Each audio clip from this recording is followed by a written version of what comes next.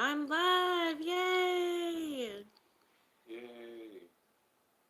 Hey, everybody. We missed y'all last week. I had every intention on going live, and then Josiah was fighting sleep, and he would not go to bed. And then Des, he's been having a toothache on and off. So I was like, you know what? This is just not working out. I have my pie and ice cream. It's the season to cheat on your diet.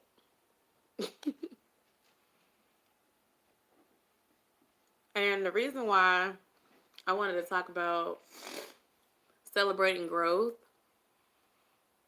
and goal setting is because I'm already thinking about what I want to see happen in 2020. And I do think that when you write your goals down on paper and actually look at the piece of paper, whether that piece of paper is like your notes on your phone or like a book that you actually journal in or just something special to you that you're able to see. It can even be sticky notes on the mirror. It's something that you start to see, you start to read it to yourself, you start to speak it, and then you believe it and you work towards making that happen. So I'm already thinking about goals because I'm realizing that I've reached some of my goals for 2019. And so now I want to, consider what I want for 2020. One of my biggest YouTube goals for this year was to reach 5,000 subscribers. And I reached 5,000 subscribers this week on the 11th. And that was really exciting for me because I have been trying to be to 5K for over a year now, but I started the year off with that goal in mind to go ahead and reach it. So I'm really excited about it, and I'm really looking forward to what comes in 2020 as far as the growth and the numbers of people that I'll reach. I'm so thankful for y'all. This platform has grown up with me, and y'all have gotten to see me from the time I was like 15 years old up until now, 11 years later. And it's just, it's been a good experience for me. As far as celebrating growth, I wanted to talk about, just celebrating your small achievements. A lot of times we compare ourselves to other people and we're too busy looking at what everybody else is doing. And when we do that, we often are seeing the next person's wins without acknowledging our own because we're not exactly where the next person is. And we're thinking that what we've done, and that might be small or insignificant compared to someone else, is still a win, and we have to celebrate it. Because if you don't celebrate the little things, when you get the big thing, you still may pick at it and not, see it for what it's worth. So, yeah. You pretty much said what needed to be said. You definitely have to acknowledge yourself for the good things you do. Um, and that kind of plays out a balance in factor in life too. You don't always want to just look at what you don't do well and kind of dwell on it. You want to look at both the highs and the lows, kind of carry the middle ground for yourself. I agree. If you always look at what you don't do well, then you'll be unsatisfied because you're basically picking at something that is already considered a flaw. So I think it's not good to ignore what you're not doing well, but seek to improve it and still acknowledge the good things that you can do. Yeah, you definitely want to look at both sides of the spectrum and definitely look at ways to celebrate small goals. I mean, other folks don't necessarily have to validate it. They don't have to validate what you're doing or how you accomplish it, but you definitely need to take time to do it yourself because if you don't, you'll feel like it's not something that's appreciated. And when you do something, you definitely want to appreciate it yourself. Yeah, your opinion must hold the most weight. If you put that weight into somebody else's hands, whenever they don't see what it is that matters to you in the light that you do, you're gonna always feel like it's not good enough. Yeah, that's very true. That's very true. But I don't know if anybody's on here. No, neither. Well, if none of my subscribers and friends don't show up in 10 minutes, I'm going to log off and watch The Office. Works with me for this week. I've been watching The Office for about 2 months now, maybe 3. My hairstylist that did my crochet, friend from school, was the first person to tell me about The Office. And then I had, a mutual friend from work also tell me about it. And I remember when I was like 13, my aunt on my dad's side, she tried to show me an episode of The Office. And I don't feel like I was old enough to get it and actually find it funny. But now, as an adult that's worked in an office environment, in a corporate environment, I feel like it's hilarious. It's so relatable. And I'm gonna be done with it pretty soon. I'm on the last season. So I'm looking forward to seeing how it works out. I kind of spoiled myself with a spoiler alert because I was doing research. Like, I obsess over things when I get like interested in them. So when I did that, I kind of spoiled part of what's gonna happen for myself. But I don't care. I still want to see it. So other thing is, I just like watching Netflix series. I like the process of just being able to binge watch something when I want to watch it. I do watch Love After Lockup on WeTV. I also like to watch Mama June from Hot to Not. I don't know if they're gonna cancel her show or what they're gonna do, but I feel like um, those shows are just really entertaining, and it kind of gives me a piece of like old reality TV before it got too ghetto and ratchet. Like, don't get me wrong, Flavor of Love was definitely ratchet, but it was fun and it was new and it was fresh. And like, it was just fun, entertaining. It wasn't the same old. Nowadays, I just feel like everything's a repeat. So I don't know. I like watching older series, older movies, or just like Netflix originals. They just seem to be much more interesting than what's on regular TV. That's what I'm trying to say. Yeah, I'm interested to see if they do a second season of Family Reunion on Netflix. I watched that show. It's extremely cheesy, but it's a good show to watch with your kids. And my son loves it. He's 4. So Yeah, it'll be good to see. It would be good if they get a season 2. I'm interested to see how it will work. I feel like they left it open. Yeah, But it just depends they on if they're left gonna the want to wide buy the open. show back. Yeah, they left the wide open. It's definitely open ended. I can see it going to like ABC.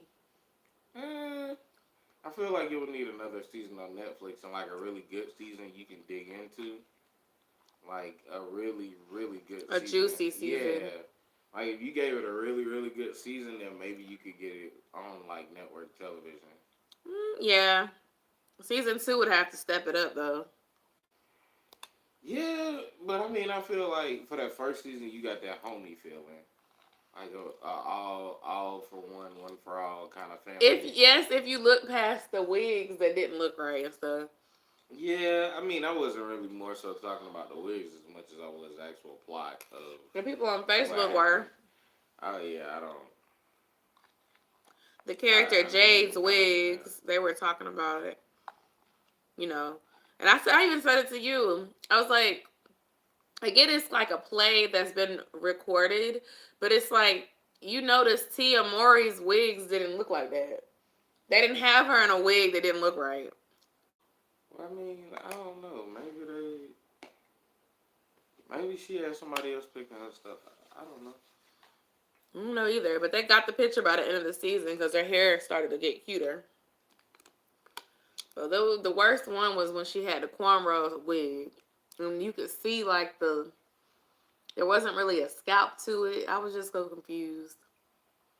Oh well, It reminded me of a Tyler Perry play, knockoff Tyler Perry play. I mean, damn, babe. Oh, I'm sorry. I wasn't trying to be mean. Like I'm just saying, like, I noticed that. Like when I'm watching something. It's kinda like watching a low budget BET movie. yeah. Like the costumes isn't that good. The hair is kinda the lighting isn't that great. Yeah, like that's It's how I something I felt can about the see being on quality. BET. I can definitely see it being on BT. That's my point. Got to be no care for Jesus. No, I'm just saying like it's not horrible, but you I personally feel like you should just, pay attention to that type of stuff as well as the plot and the lines and the lessons that come with the show if you want it to be like picked up and taken seriously. Like Good Girls, that is my show, okay? Can't wait till they bring season 3 of Good Girls back. But they started that off on Netflix, and I think that it was just so enticing that NBC picked it up for that second season. Now, they still had some of the episodes available on Hulu, but you couldn't binge watch and skip ahead, like, Yeah, no, because you we can't do that. tried, and we ended up catching up with the show. And I think my hairstylist that did this crochet told me about that too. But I mean, I could be wrong. Don't quote me on that, CBiz TV. I could be wrong, but I know for a fact, for me, I found Good Girls on Netflix, and then when I caught up with it during season 2, it was on NBC. So don't quote me. I don't know, but I know when my friend told me about it, it was on Netflix, and I remember I liked it so much I binge watched. But I don't know. Do you are you familiar with that family reunion show that we were just talking about before?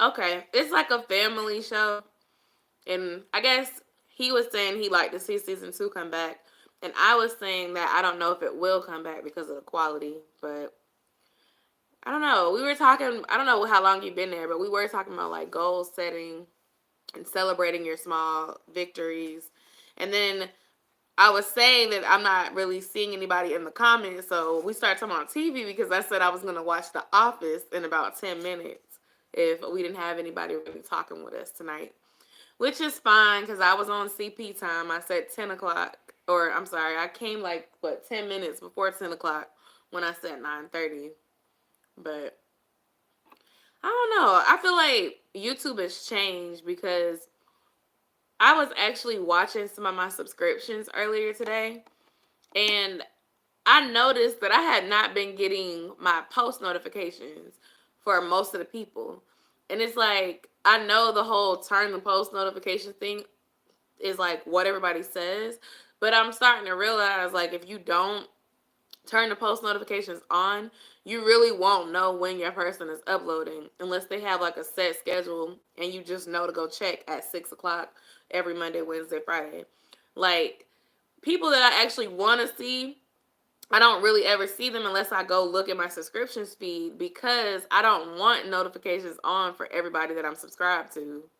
Like, I'll subscribe to anybody that I feel that I like their content, I can relate to them, or they just are an avid supporter of me and I see that they have a channel and I just want to return that love, right? You know, in that vicinity. But it's like if I don't see that person because we're Facebook friends or in a group or something like that, then I won't see their content unless I go to my subscription feed. And I remember years ago it wasn't like that. Like the people you were subscribed to would show up automatically in your recommendations because you subscribe to them. And I just feel like this new algorithm thing, it is too much. I agree with what you're saying. Like I just feel like it's too much because it's like YouTube is trying to figure out who's real and who's not. So they're putting all these little rules and tricks in place to try to capture the trends, I guess. But what they're really doing is promoting people that you might not really want to see and keeping you from the people that you do. So I know some people that have been subscribed to me for years. They were like, "Yo, I don't never see your alerts." And I told them unsubscribe to my channel and then subscribe again because YouTube has updated so many things that you could have subscribed to me back in 2015 and you used to see my videos every week and they would pop up. I know that my emails still go out because I get them because I have a personal account and I have this one. So I know that those still work, but it's like how many people are checking email to know to go click on a YouTube video. That's not really common. So it's like your old subscribers will be missing your stuff because they don't know about all this stuff. Exactly, exactly. Like when I started YouTube, I was 15, so that was back in 2008, and I became a partner in 2009. Mind you, I was underage, and I was just doing YouTube for fun. Like for the longest, they had been trying to tell me, "Hey, we want to monetize you." And I thought it was like a scam. I didn't understand. I was young. I didn't know anybody. I didn't know anybody that was doing YouTube. And during that time, that was like the wave where Charlie hit his finger and Scarlett fell off the table. It took a tumble. And it was like YouTube was that place where you could do something real crazy and go viral and you'd be set. It was easy to come up on YouTube. And if you cared enough about it to be consistent, your following would grow like this. That was before they said you had to have a certain amount of subscribers to be monetized. It was before they started getting real specific about how to do your views and all that. And so that's the biggest regret I have is when I was like teenager and back in college when it was less strict, not really taking advantage of the platform that I had. Because I feel that personally, YouTube loves like younger people, like college age people, high school people. And I feel like part of it is because they have more time. As you grow in college, you get busy, you have more like harder classes and you're trying to get your degree.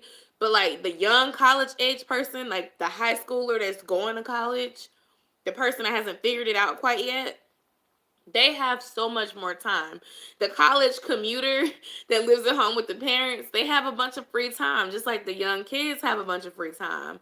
And so, one thing is, I know YouTube is trying to hold on to more of their coins. Too many influencers were making money too easy. So, they've made it much harder. But additionally, I'm thinking about all these channels, these family channels that have children based audiences, all these um, young couples that started families on YouTube, and their content is basically for families and kids, right? Now they've made all these new rules, and I'm just sitting there like, I wonder how that's going to affect these people. Now, obviously, it's not going to affect the people that are big already because they already have sponsorships. They get paid. They get paid for like a toy. Like my son, he's 4. He loves to watch like Super Saya.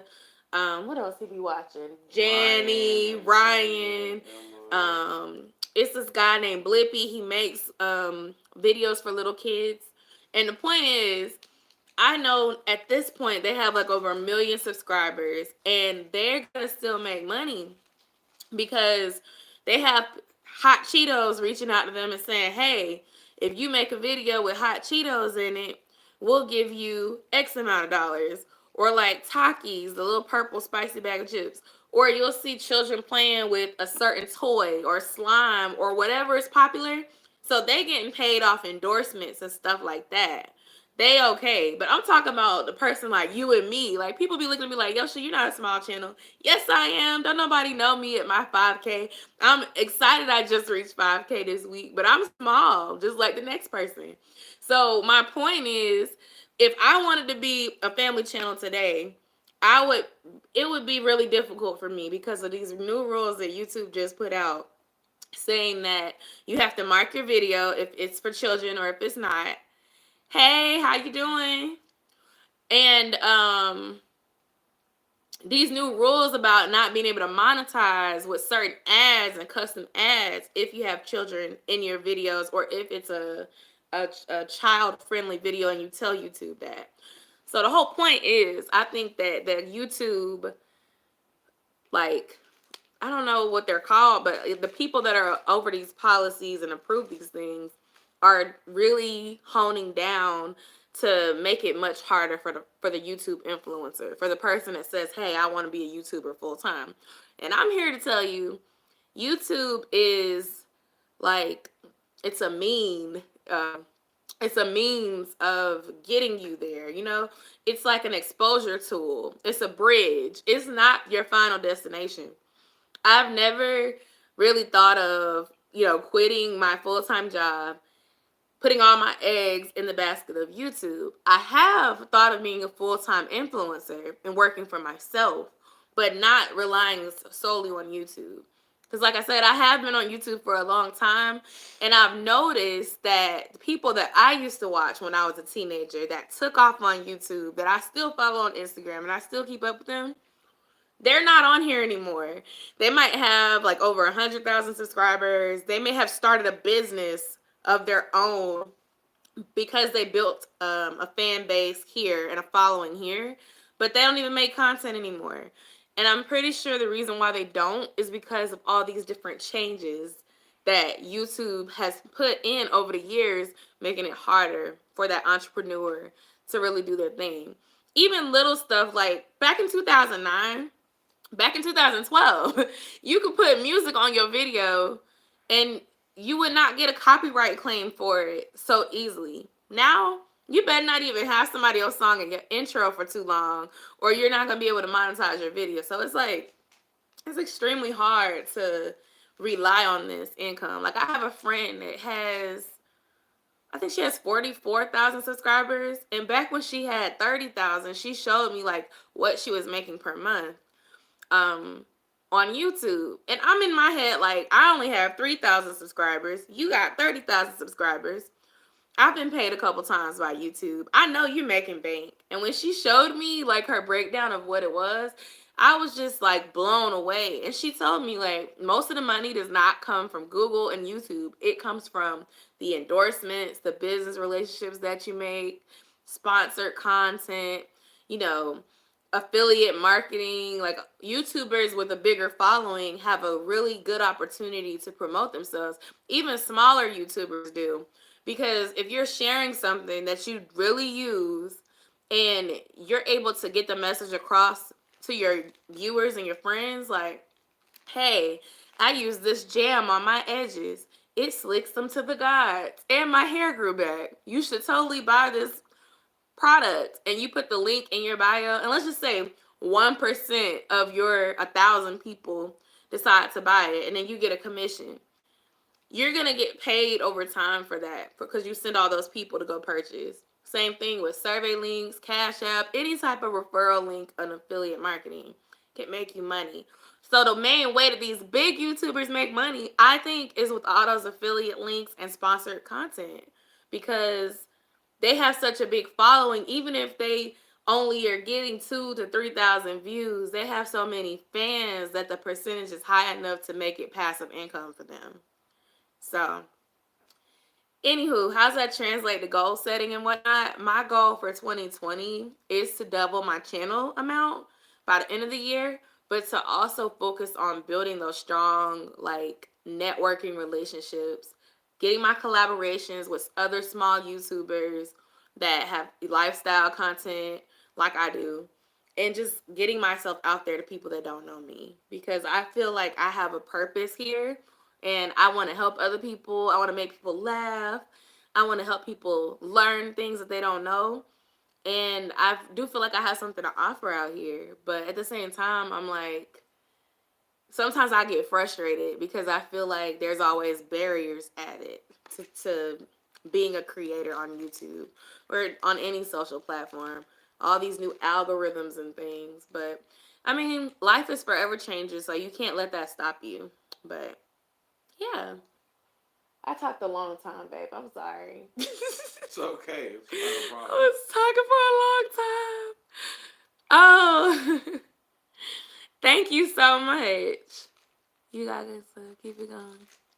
Thank you. Okay, I didn't know if I was losing y'all or nothing, but I'm glad y'all thought so. Y'all can ask me whatever you want. Sure can. I don't know. I'm passionate about YouTube. I do care, but I don't care enough to the point where I'll do anything. Like, I'm not buying subscribers and stuff like that. I'm not gonna like go buy views and crazy stuff like that. I don't know. I just want to understand what I need to do. Like, what are the steps so that I can, make it, I guess. And like I said, it was easier. It used to be much easier. Um, like years ago before they did all these algorithm changes and stuff.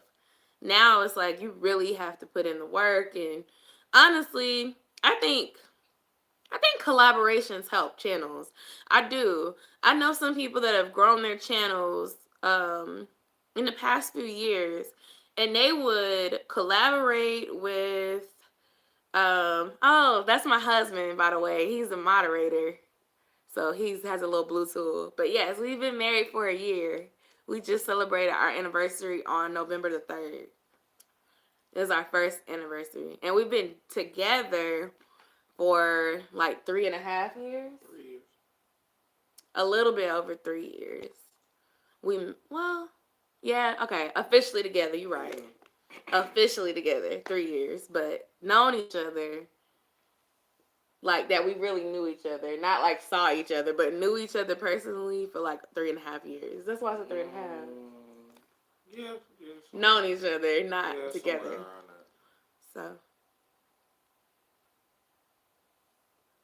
I thought I saw something, but I didn't. Life is good. But I don't know.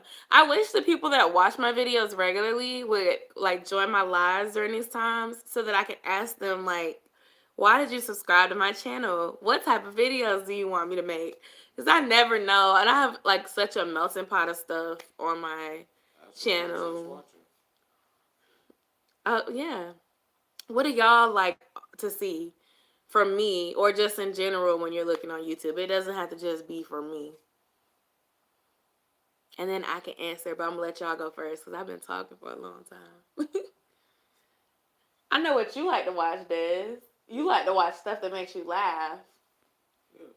That's pretty much the basis of Des. I like to watch stuff that makes me laugh, um, that I can relate to, um, teaching me how to do something. Those are the things I like to typically watch. Oh, thank you. All right. It's gonna be more of that for real. I am gonna be doing both. I'm really passionate about relationship talk, so that's not going anywhere. And then the money online, I'm really looking into that. Like anything I find out, I'm gonna share because I feel like it's good to tell each other. Like me telling you is not gonna stop me from getting my money or, reaching my goals, as it won't stop you if I'm a barrier if it's meant for you. So I'm all about sharing, what works for me. I really want to have more streams next year. I really want to be able to use like my computer and my social media experience. I work doing stuff with social media, and then of course my channel and all of that is social media. So I would love to find another way. So, and once I do, I'm gonna be letting y'all know, hey, this is what you should do. And if you don't listen, hey, it was free game. I gave it to you. But some people don't like my survey videos or whatever. They think it's like a scam. And sometimes the stuff I post, I could put an affiliate link under it and I would get like a credit. But a lot of the stuff I share, I'm just sharing it because it helped me. It's not really about a credit or not. You can look the website up on your own and realize that it's real. Like when I did the video about mystery shopping, like they don't give you a referral link. I wish they did. They don't give you nothing. But I just was, when I found out that it was real, I was telling everybody I knew. Like, hey, here's another way to make some extra money. You always eating out anyway. You always shopping anyway. Here, girl, Hey, it don't make me no never mind, honestly. I was finna say something and I don't remember. Um. Oh, the other thing about YouTube. I was just saying, like, what do y'all like to watch on YouTube? So I think the top three that people look for are things that make them laugh, like entertain them, things that help them like learn how to do something, or things that are just like shocking. Um, I think when you simulate people's emotions, you can attract people and make them watch. And I think when you make somebody laugh, it's the same thing. Like they think it's so funny, they want to share it. They want to show somebody, well, you got to watch this right now. Look, they want to share it on Facebook. And when you want to know how to do something, like Desmond and I bought a grill earlier this year, and my dad couldn't help us assemble it. We millennials, we don't know how to do it. So we looked right on YouTube, and I sat there and watched a 20-minute video with Des, and we figured out how to put the grill together and kept rewinding parts and making sure we got it. So I think with YouTube, like, you gotta bring value to somebody, whether it's entertainment or information. You have to be valuable.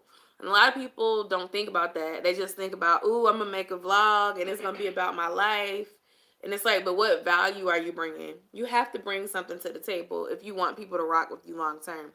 A lot of people will do a lot of like sub for sub and shortcuts to try to grow their numbers, but then it won't reflect in the views. And I honestly think that if you put in the work in actually building a connection and giving value to somebody, you don't have to do all that extra stuff.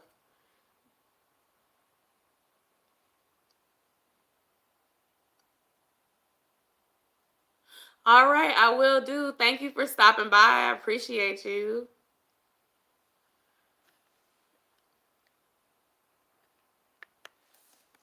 Will do. In fact, I think I do know one. It's like a work from home side hustle group. Let me see if I can find it, and I will link it down below. And you can come back and get the link from me without let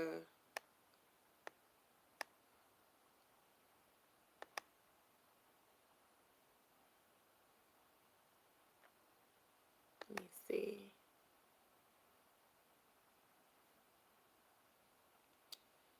You know, it acts weird when you try to show it. Um, no, not entrepreneurs. I haven't been in this group talking in so long. I don't even remember the name of it. Let's see. I think the name of the person who created this group on YouTube is Thick Thrifting Chick, and she has a work from home group that she created. In fact, I just found it, so I'm about to post it for y'all. But they pretty much focus on work from home opportunities. But she also posts ways to make money online too, like mystery shopping, survey websites, sites where you can download an app, and the app will show you how to sign up for leads and kind of have contractor work. So that's a good group to join for that. And I don't really know of any other ones, but I'll be on the lookout. Honestly, I'm in a lot of weight loss groups and YouTube groups for the most part. That's kind of where my focus is online.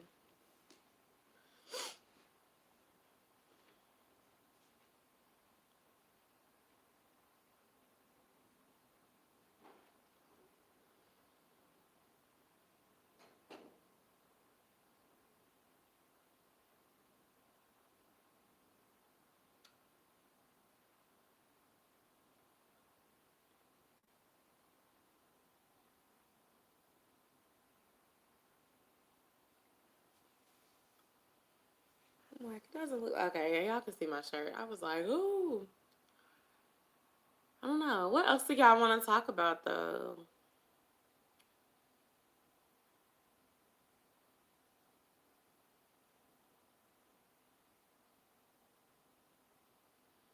I'm tired. I'm not gonna lie. I'm tired because yesterday my son hurt his hand at the gym daycare at well, I just told y'all where it was. But he hurt his hand and he basically like slammed it jumping off of something and he fell. To make a long story short, it was still hurting him last night.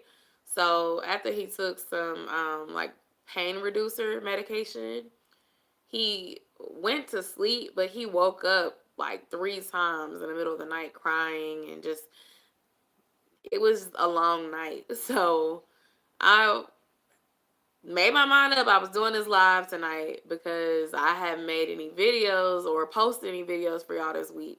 But I'm not gonna lie, like, your girl is tired. It's leftover tiredness from last night because Josiah was like in and out of sleep all night, crying about his hand hurting.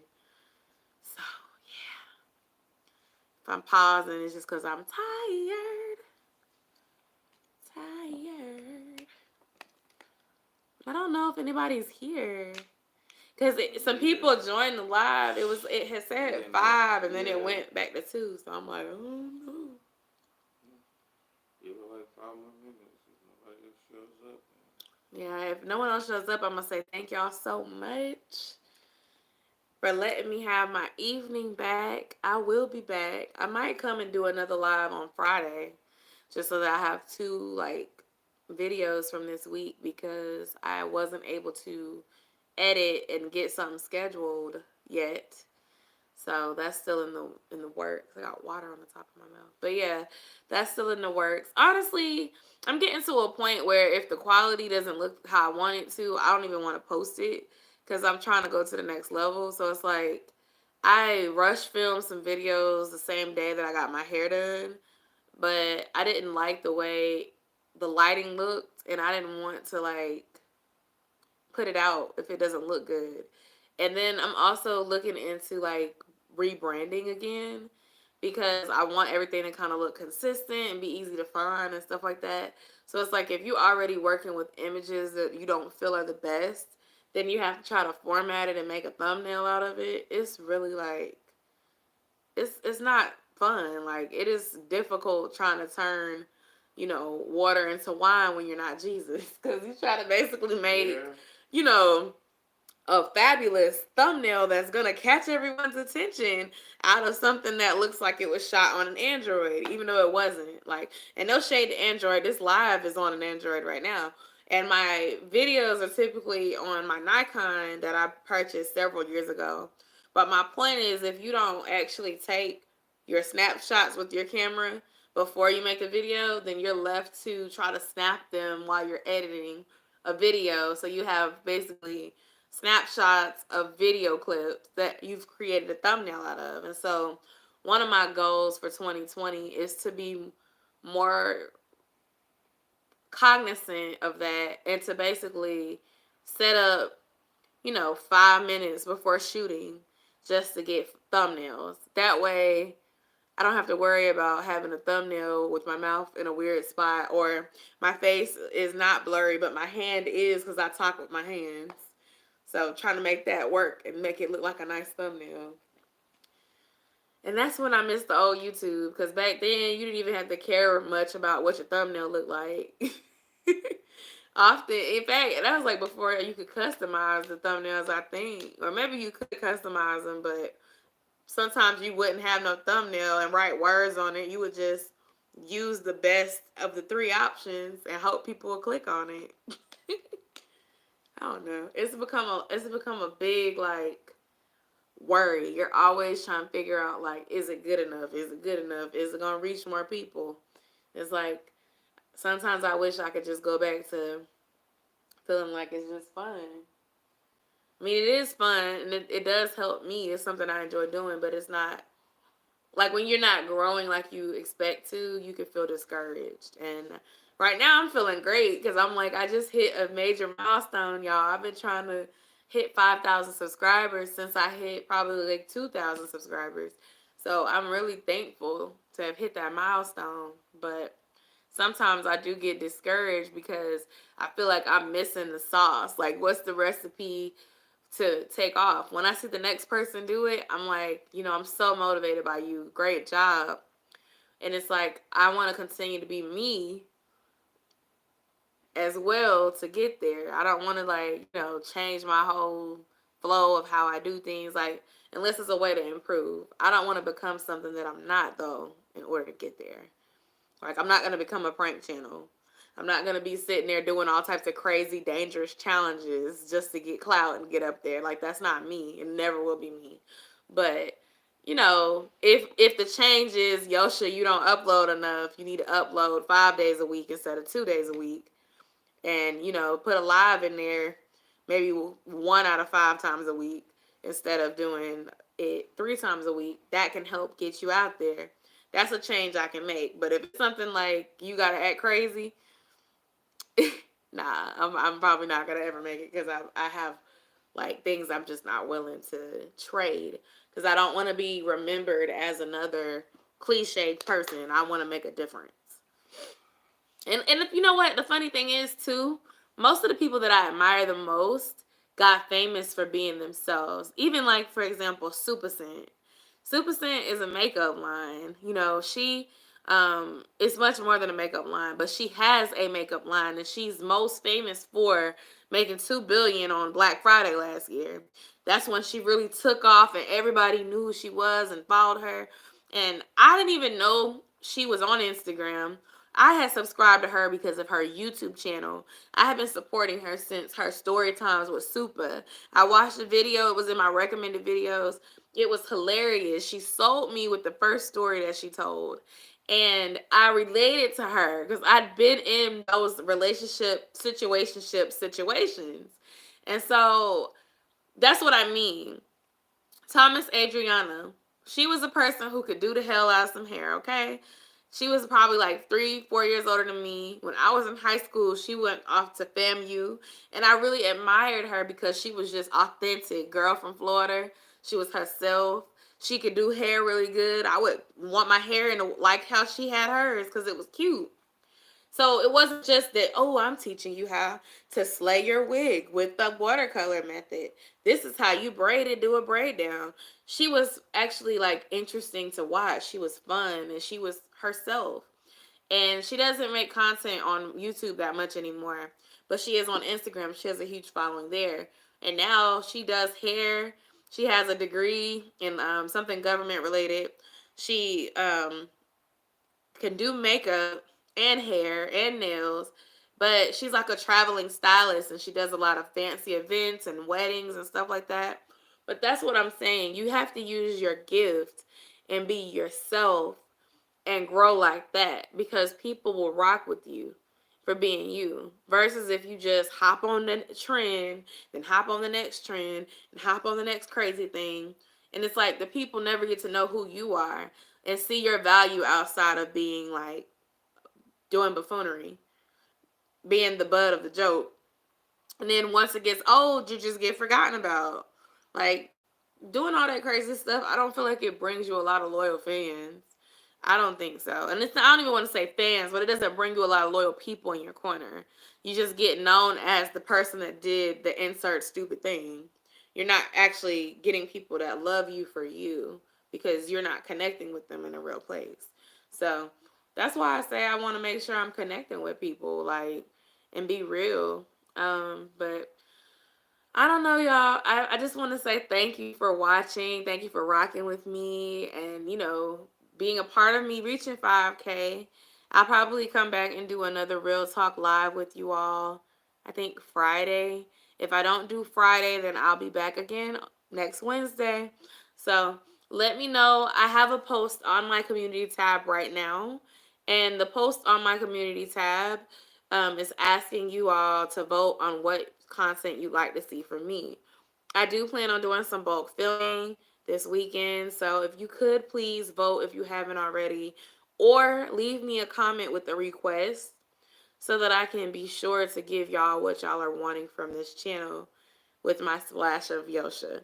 So I want to tell you all to have a blessed night. Thank you for everything that y'all been doing. All your support is not going unnoticed. And I'll see y'all in the next live session or when in the comments of my next video.